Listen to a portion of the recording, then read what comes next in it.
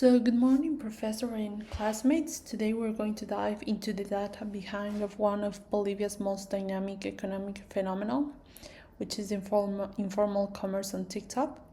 We have surveyed over 400 buyers to understand not just who they are, but why they shop this way and what it means for the future of retail. So we have found many profiles based on this investigation and in this service, and we're going to discuss the next data that we find. First, we have the age of them. Okay, so as you can see, the age distribution is striking. This is not just a teenage trend. The core customer base is composed of established adults, nearly half, which are 46.5%, are between 25 and 34 years old, closely followed by 35 to 44 age group at 41.3%. Combined, they represent the 88% of all buyers. And this is a mature audience with consolidated purchasing power, fundamentally reshaping the platform from a space of entertainment to a serious commercial channel. Then we have the geographic distribution. Where are these buyers from? So the commercial epicenter is in, like the main one is basically in La Paz, which has a 58.5% of all the people who answered our survey. Santa Cruz is also a significant secondary market, which represents the 25.7%, with El Alto also representing a 12.3%. And this tells us that while the model is digital, its heart is in the West, with a strong and growing presence in the East. Now, who are these buyers professionally? So the largest group is a single group at 41.7%, which are business owners and entrepreneurs. So this is a crucial insight because they are not just consumers, they are often resellers or sourcing for their own businesses. They are also joined by the employees, which represent at 23.3%, and students, which represent at 22.4%. So this paints a picture of an economically active user base, and this is reflected on their income. The most common monthly personal income bracket is at 4,000 to 6,000 Bolivianos, which represents 34.5%, firmly placing the typical buyers in Bolivia middle class, and they have the means to spend and are looking for value.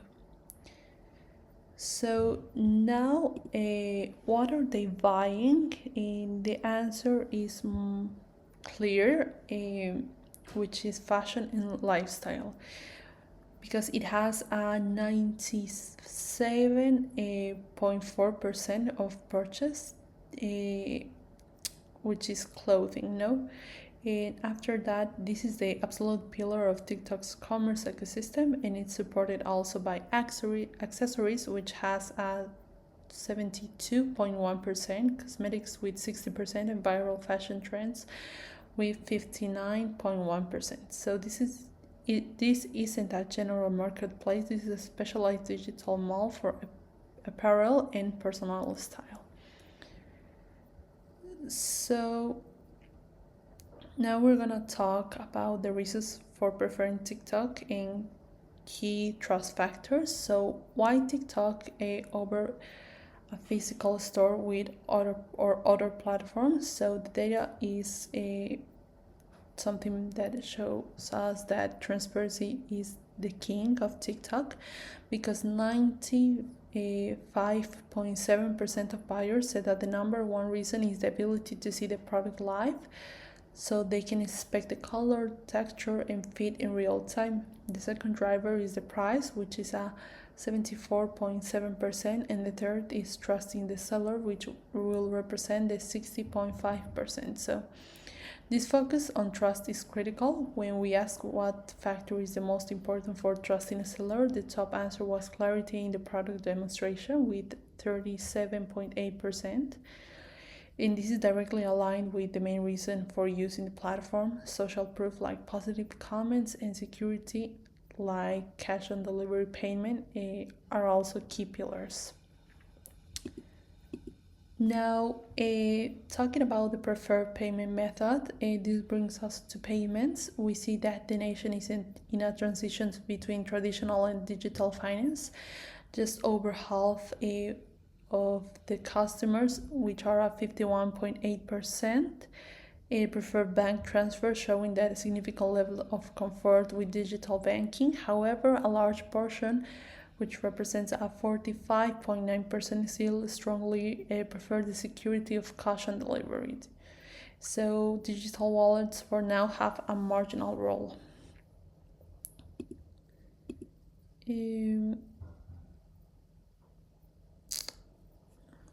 Now we have to understand how satisfied they are. The results are excellent for news for the sellers because most of the buyers had a very good experience with TikTok, and with them having a 84.1% giving a positive rank of 4 or 5, and almost half of them rated it perfect. So this is such good news for the sellers. And for the future, is this going to be a temporary boom? So the data says no.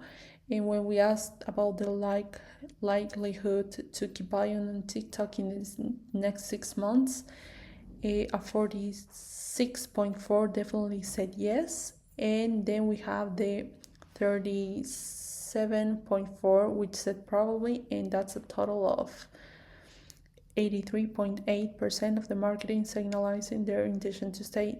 So they are not just browsing, they are committed. So in conclusion, the Bolivian TikTok buyer is not a stereotype. They are middle-class adult, like an entrepreneur from La Paz who shops primarily on fashion in a quest for transparency and value, and they are highly satisfied and deeply loyal in making TikTok commerce a powerful, sustainable, and transformative force in the Bolivian economy. Thank you.